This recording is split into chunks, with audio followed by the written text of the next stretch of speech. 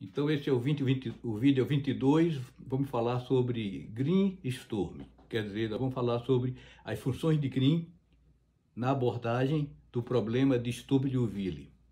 O objetivo é mostrar uma forma bem prática, quer dizer, se você tem o seu problema na forma do Stubble-Liouville, então achar as funções de Green fica muito fácil nele.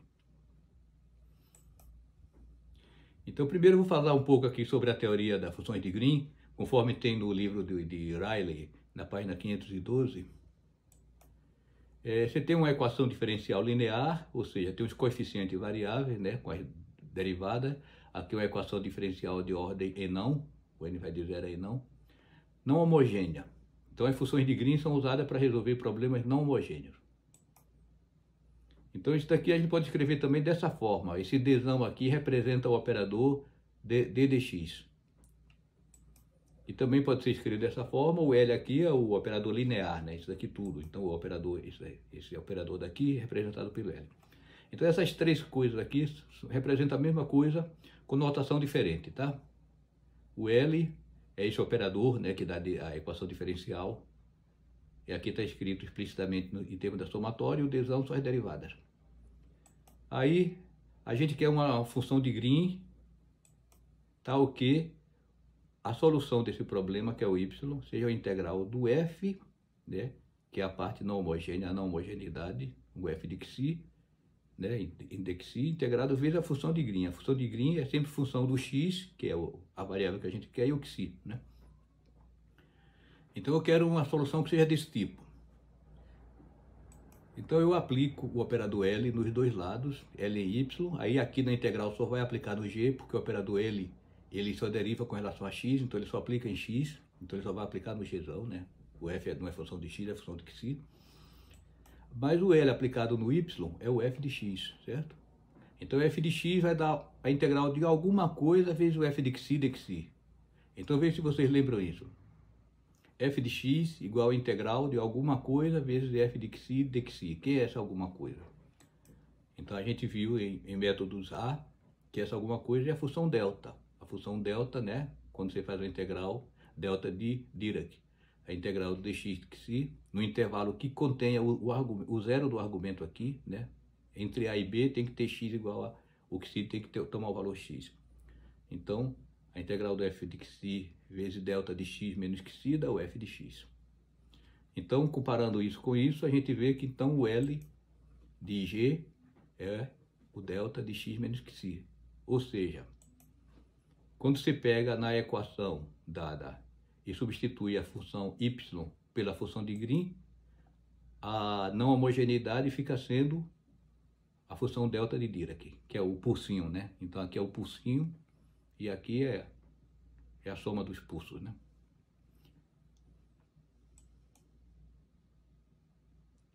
Então, se você fizer essa integral agora de xi menos epsilon a xi mais epsilon, com o epsilon tendendo a zero, epsilon é um valor pequenininho, e aqui também a mesma coisa, né? De xi menos epsilon a xi mais epsilon, integral em x, então isso daqui vai dar 1, né? Porque está pegando bem onde x é igual a xi, que fica bem no meio entre os dois aqui, né? Aqui x vai de xi menos epsilon a xi mais epsilon. Então x igual a xi está dentro do intervalo. Então isso daqui dá 1. Então essa integral aqui vai dar 1. Aí você integrando, quando você integra a derivada enésima de x, vai dar a derivada n menos 1, né? Porque você está integrando a derivada, vai diminuindo as derivadas. Aí eu posso escolher o coeficiente da maior derivada para ser 1. Se não for 1, você divide toda a equação pelo a e não, entendeu? A e não é o coeficiente do maior. Aí fica aqui, integrando aqui para n igual a e não, vai dar d não menos 1, né? Então aqui depois é o maior, o g maior, o g depois do xi, menos a derivada n menos 1 do g antes do xi menos epsilon, né? Isso é igual a 1. Então aqui fica a descontinuidade, e aqui as outras derivadas para n menor do que n menos 1, são todas contínuas, certo? Então elas são todas contínuas aqui, e a descontinuidade está na derivada e não menos 1. E não é a ordem da equação. Se for a equação de segunda ordem, então a derivada primeira é que fica descontínua. Como é que eu sei isso? Eu sei porque, veja bem, as derivadas menores não podem ser descontínuas. Porque se for descontínua, por exemplo, se a derivada terceira for descontínua, a derivada quarta não existe. porque você não tem a derivada de uma função descontínua, você tem uma função descontínua assim. Então o limite pelo lado de cá é diferente do limite pelo lado de cá, certo? Então não dá para se achar a derivada. Então se tiver uma descontinuidade é somente na última, na de maior índice, né? Maior ordem. Então fica assim. Agora vamos ver então, quer dizer, a gente tem essa informação, né, que é meia geral. Agora vamos ver por caso de Sturm e Liouville. Tem no Butkov, página 509 do meu. Então o y a gente quer que a solução seja essa, e o y satisfaz uma equação assim, tipo Sturm e Liouville, mas não homogênea, que tem o f de x, não homogeneidade, certo? Então a gente viu que quando você substitui o y pela função de Green, onde tem a não homogeneidade, fica a função delta de Dirac, né?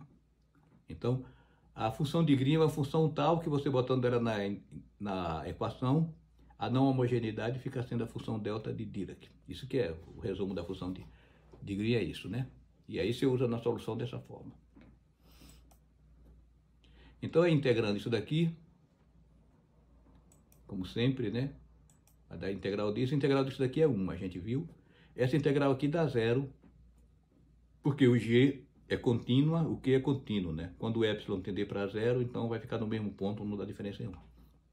A descontinuidade vai estar aqui, certo? Então o p é uma função contínua, né?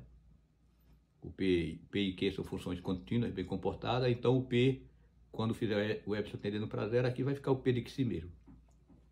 Então vai ficar a derivada do g, que essa aqui é descontínua, o g maior, né? Que é para x maior do que xi, menos aqui com g menor, que é para x menor que xi. Então essa diferença vai dar 1. Então eu passo o p para o outro lado, então fica aqui. G maior linha menos g menor linha, no ponto que xi fica 1 sobre p. O p daqui do Sturm e Liouville, certo?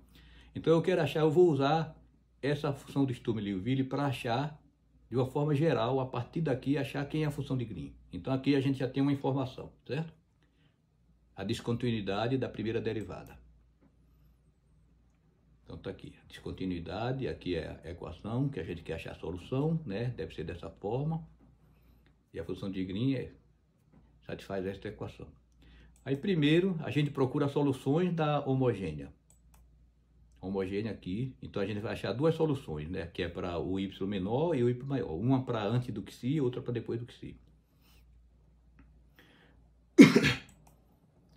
E no contorno é dado que as situações do contorno, né? Em A, que é no limite inferior, tem essa condição aqui, então eu boto o y1, porque y1 é que está antes, né? Perto do A. E o y2 está depois do xi, então para o lado do B. A condição no A com o y1 e a condição no B para o y2. Então, para que isso seja satisfeito, então o g também deve satisfazer essas equações. Onde tem y1 fica o g menor, né? Que g menor linha, g maior linha. Satisfaz isso daqui. Mas acontece o seguinte, se o g satisfaz, né? O g menor e o g maior satisfaz a equação homogênea, que os yn satisfaz também, e se todos os dois satisfazem a mesma condição de contorno, então eles são proporcionais. Então, para x menor do que xi, o g menor é uma constante vezes y1. E para x maior do que xi, o g maior é uma constante vezes o y2. E a gente viu que em x igual a xi, a função é contínua, né? Então, isso daqui vale. Aí, substituindo, então, c1, y2, né? É igual a c1, y1. Eu quero achar o c1 e c2. Achando c1 e c2, eu já achei as funções de Green, certo? E a descontinuidade em x igual a xi vai dar a primeira derivada, está aqui, né? Essa daqui. Então, em que xi tem isso aqui.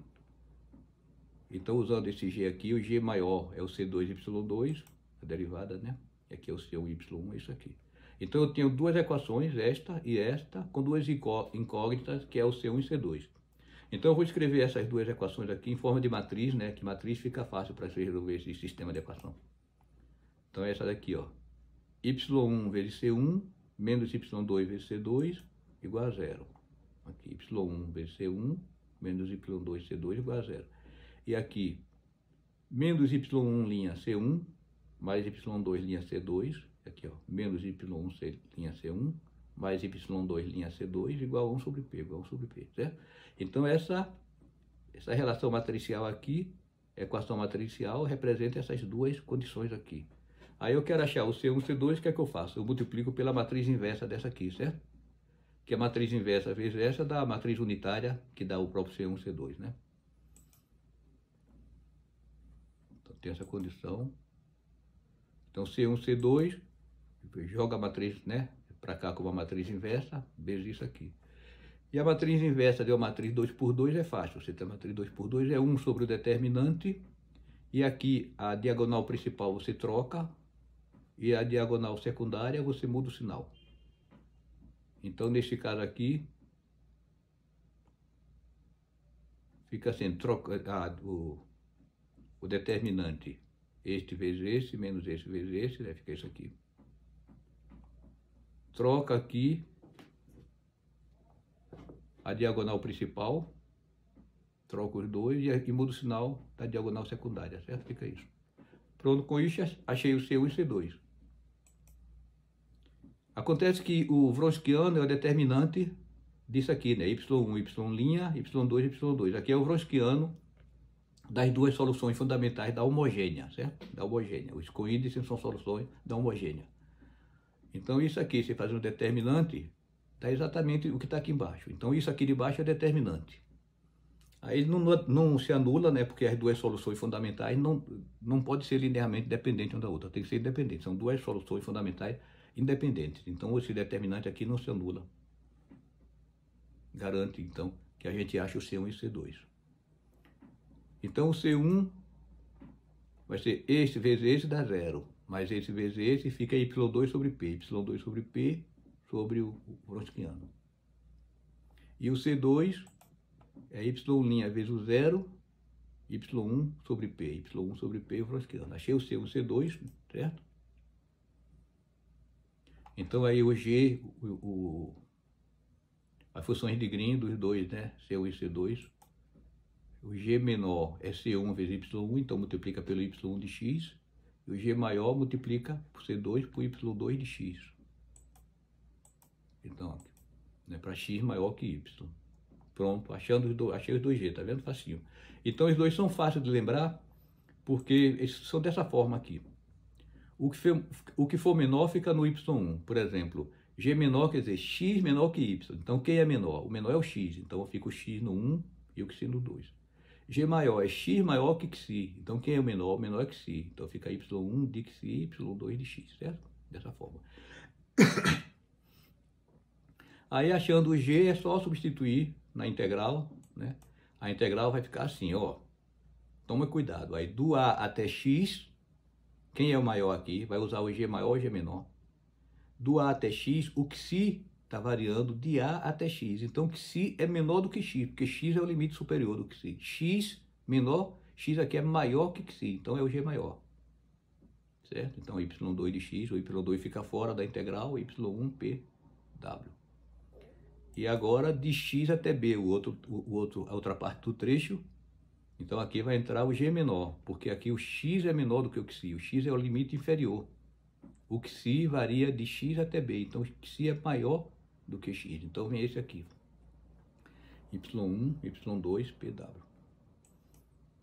Certo? Aqui é o G menor, então cuidado que os alunos costumam errar muito aqui, né? Inverter os dois. Então o primeiro fica sendo G maior e o segundo G menor. Então tá aí, eu tenho um problema e achei o Y, vou mostrar agora que realmente esse Y aqui é a solução desse problema.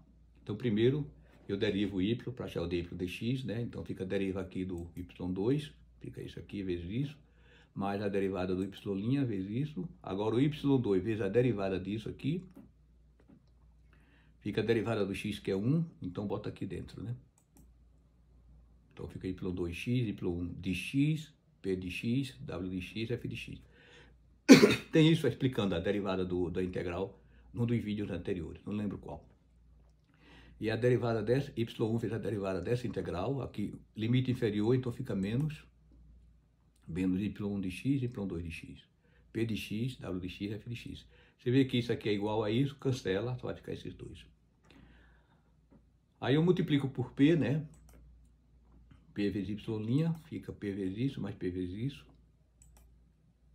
E agora eu derivo isso com relação a X. Mas quando eu for derivar, em vez de eu sair derivando um a um aqui, pedacinho a pedacinho, eu já derivo esses dois juntos. Porque eu sei que o Y1 e o Y2,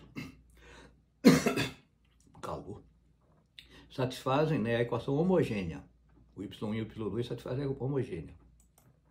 Então a derivada do Py' é o Q vezes o Y. Né? Se aqui é Y2, vai ser o Q vezes Y2. E aqui o Q vezes Y1. Então vamos passar isso aqui adiante. Então derivando agora isso aqui, né? Estou fazendo essa parte. Derivando esses dois aqui. Fica a derivada desse é o Q vezes Y2, certo? Vezes essa integral toda. A derivada desse, que é o Q vezes Y1 vezes a integral toda. E agora a derivada da integral.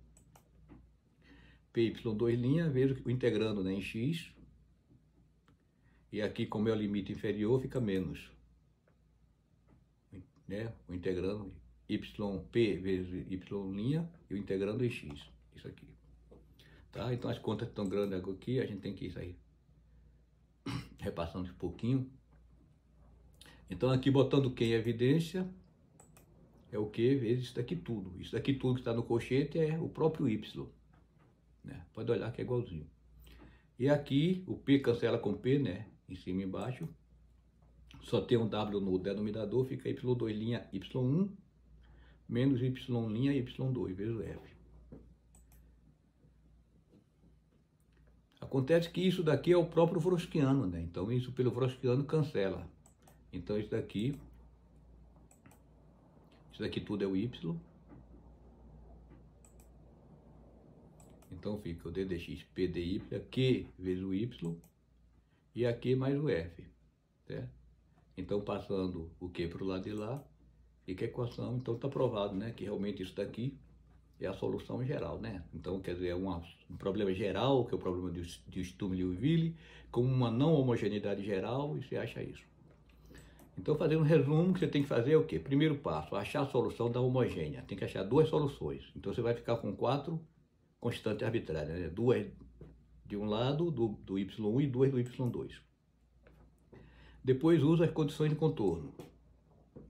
Aí depois substitui o G menor e o G maior com os Y1 e Y2, né? Que foram encontrados.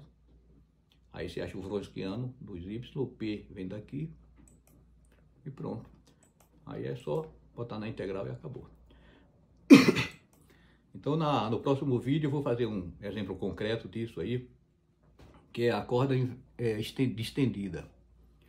Pela ordem que está lá no blog, estaria que a corda distendida estaria primeiro, mas eu resolvi fazer depois para usar dessa forma aqui, para vocês verem como é prático. Fica bem simples. Então é isso aí, então se estudem. Não esqueça, veja o vídeo todo, faça todas as contas, acompanhe aí, não é nenhum monstro, você pode parar, repetir quantas vezes quiserem, entendeu? Pode mandar pergunta para mim, escrever nos comentários, entendeu? É para qualquer um que queira aprender, se quiser aprender, aprende. E vou aproveitar para fazer uma propaganda aqui, meus vídeos estão sem propaganda, do livro O Tratado do Zero, quase tudo que se pode dizer sobre nada, quase tudo que se pode dizer sobre nada, escrito por Fernando Matias, que é um físico de Niterói. Então ele sempre foi invocado que por que o zero não podia se dividir pelo zero, é uma coisa que sempre preocupou ele, então ele estudou muito sobre isso, aí escreveu esse livro aqui sobre os vários aspectos do zero, né? Então é muito interessante, ele faz uma discussão, o jeito que ele escreve é gostoso de ler, entende? Mesmo que seja tudo mentira, mas você se diverte, porque a escrita é boa, é agradável, mas é profundo. Volume 0, Fundamentos. Certo? Então você acha no Amazon.com O Tratado do Zero, de Fernando Matias. Recomendo, é muito agradável.